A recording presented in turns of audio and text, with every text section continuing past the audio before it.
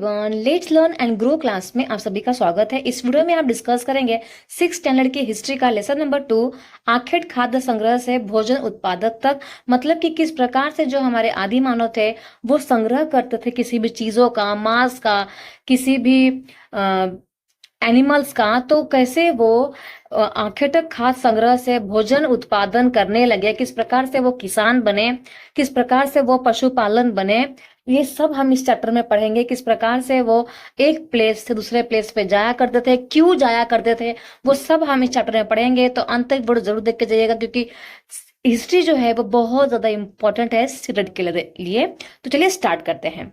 तो यहाँ पे एक तुषार है जो कि क्या कर रहा है, रेल की यात्रा कर रहा है। रेल की यात्रा के दौरान उसको जो खिड़की वाली सीट जो है वो मिल चुकी है। तो जब ट्रेन चल चुकी है तो वो बाहर जो है नजारा देखने में मग्न हो चुका है। बहुत सारी चीजें जो हैं वो पीछे छूटती हुई जा रही है। जैसे कि आप भी ट्रेन में बैठते होंगे तो आप भी देखते होंगे कि ट्रेन आगे आगे जा रही है, बहुत सारी चीजें जो है वो पीछे छूटती हुई जा रही है। जैसे कि खेत खलिहान, पेड़ पौधे, घर, ये सब पीछे छूटते हुए जा रहे हैं। तो उसके चाचा ने कंधे पे हाथ रखकर कहा कि तुम्हें पता है 150 साल पहले रेल से यात्रा करना शुरू की थी लोगों ने। कितने साल पहले? 150 साल पहले लोगों ने रेल से यात्रा करना शुरू की थी। बस तो अभी कुछ दशक पहले ही आई है। ठीक है। जो तुषार है वो सोचने लगा कि अगर रेल जो है 150 साल पहले आई थी तो उससे पहले के जो लोग हैं वो किस प्रकार से यात्राएं करते होंगे। क्या वो लोग एक ही जगह पे रहते होंगे या फिर पूरी जिंदगी एक ही जगह पे बिताते होंगे। ये सारे क्वेश्चंस उसके मन में आने लगे। बट हम भी जानते हैं कि ऐसा कुछ भी नहीं है, है ना।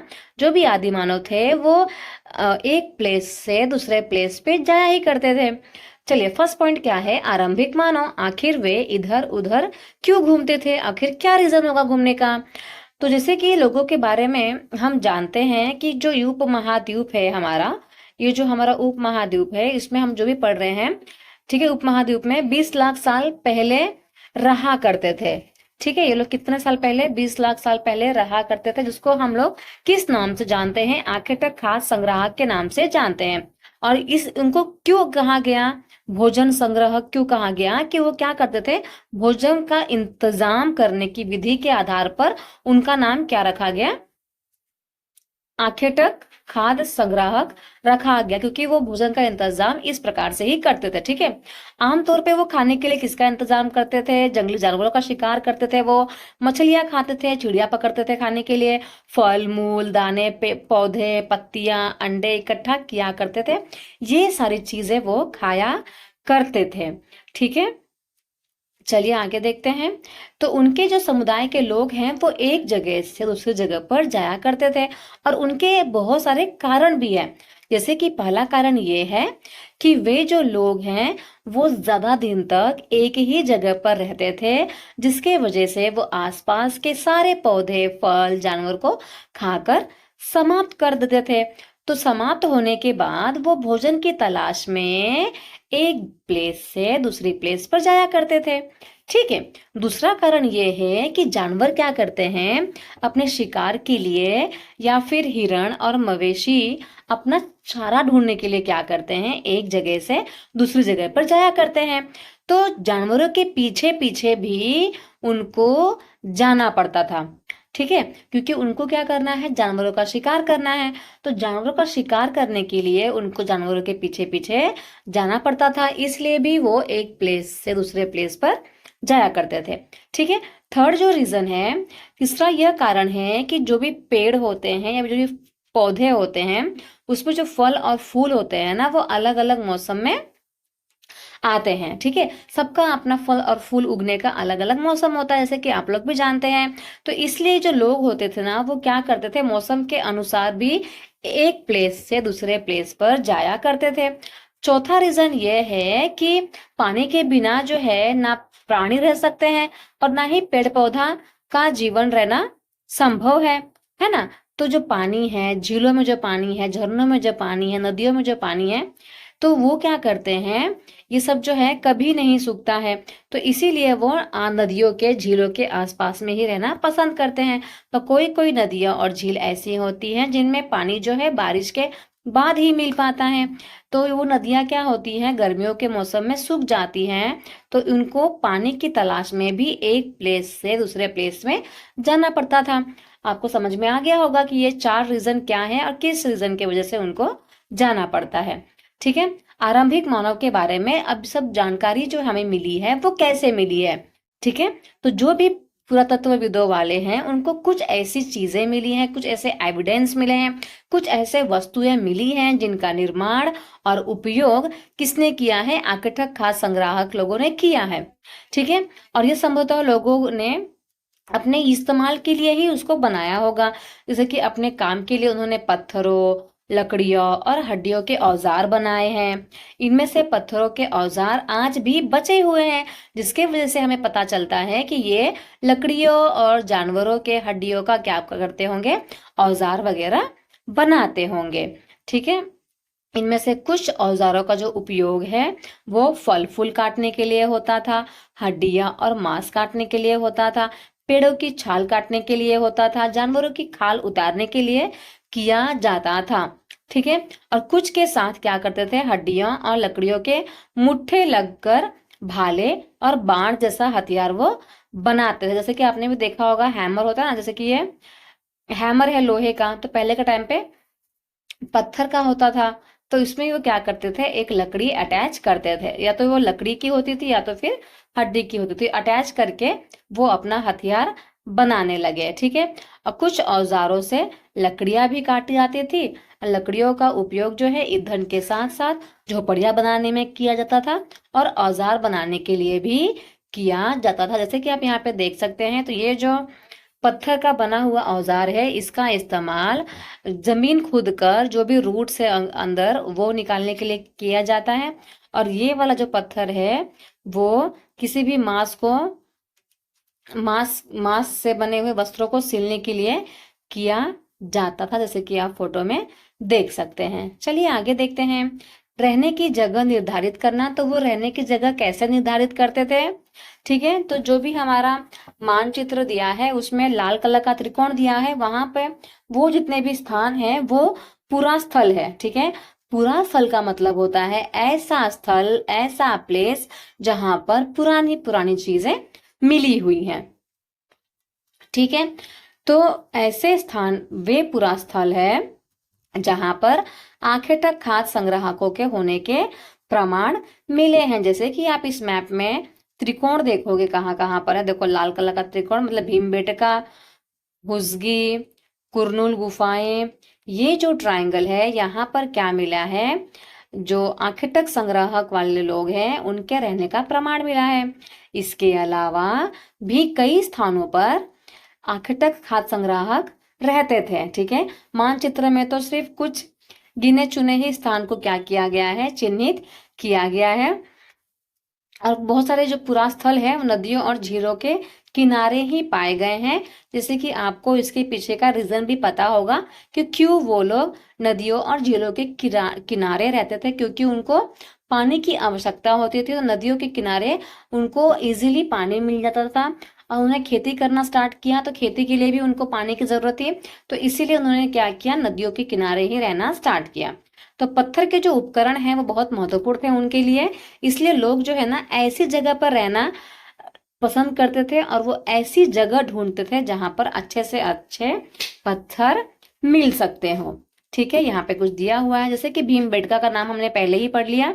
ये ऐसा प्लेस है जहां पर खाद्य संग्राहक वाले लोग रहते थे, जो कि वो मध्य प्रदेश में है। ठीक है। और यहाँ पर बहुत सारी गुफाएं हैं, कंदराएं भी मिली हुई हैं। लोग इन गुफाओं में इसलिए रहते थे ताकि वो बारिश से बच सके, धूप से बच सके, हवाओं से उनको राहत मिलती है इसीलिए बच सके।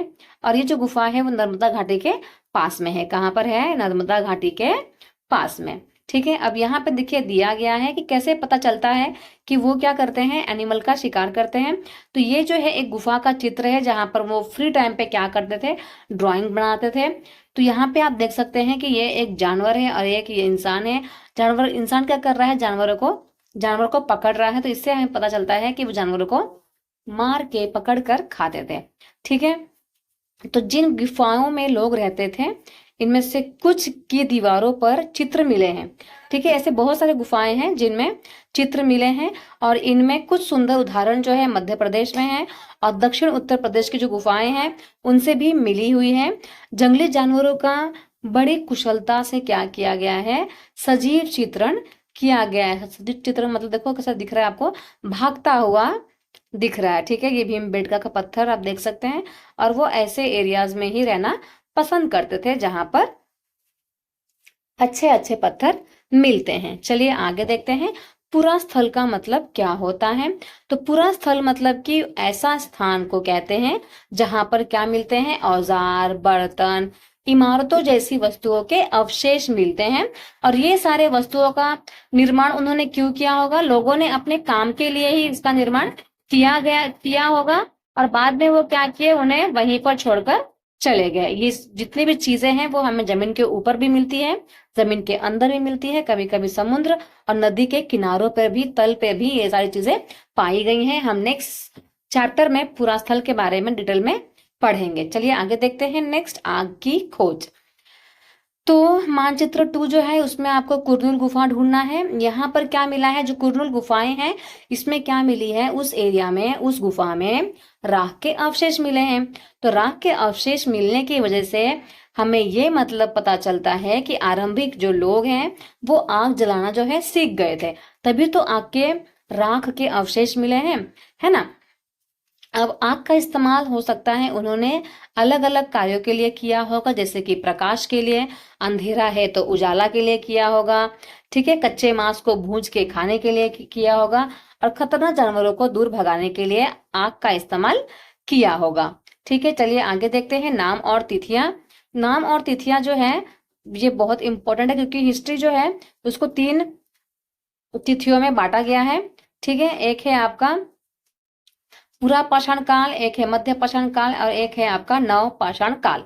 ठीक है, तो अभी हम जो भी पढ़ रहे हैं वो पूरा पाषाण काल के बारे में पढ़ रहे हैं, और जो पूरा पाषाण काल है उसको 3 भागों में बांटा गया है।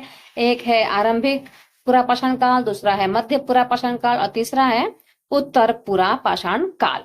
ठीक है, चलिए देखते हैं। तो जिस काल के बारे में हम पढ़ रहे हैं, पुरातत्वविदों ने उसके बड़े बड़े नाम रखे हैं। ठीक है, तो आरंभिक काल, जैसे कि हम आरंभिक काल के बारे में पढ़ रहे हैं, तो आरंभिक काल को पूरा पाषाण काल कहते हैं। और ये जो पूरा पाषाण काल है वो 2 शब्द से मिलकर बना है।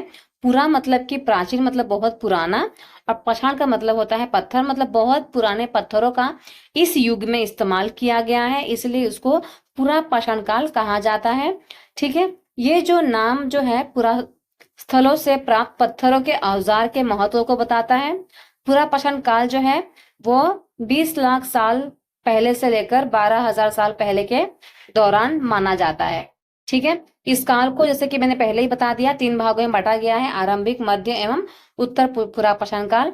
मानव जो है इतिहास की लगभग 99% जो कहानी है इसी काल के दौरान घटी हुई। जितना भी हमने पढ़ा कि आग की खोज किया, राख की खोज किया, वो आदि मानव से किसान बन गए, पशुपालक बन गए, ये सारी घटनाएं इसी काल में घटी हुई है। ठीक है, तो जिस काल में हमें पर्यावरण में बदलाव नजर आते हैं, लोग अलग अलग फसल उगाना शुरू कर देते हैं, इस काल को हम बोलते हैं मेसोलिथ, यानी कि मध्य पूरा पाषाण काल, मध्य पाषाण काल बोलते हैं इसे।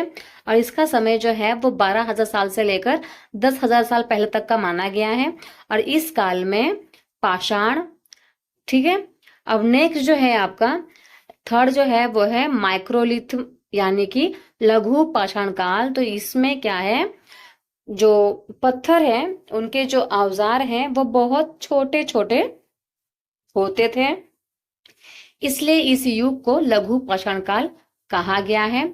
और इसमें क्या हुआ है कि औजारों में क्या किया उन्होंने, हड्डी और लकड़ियों के मुट्ठे लगे हंसियां, आरी जैसे औजार मिलते हैं, जैसे कि आपने हैमर देखा होगा उसमें लकड़ी लगाई हुआ है।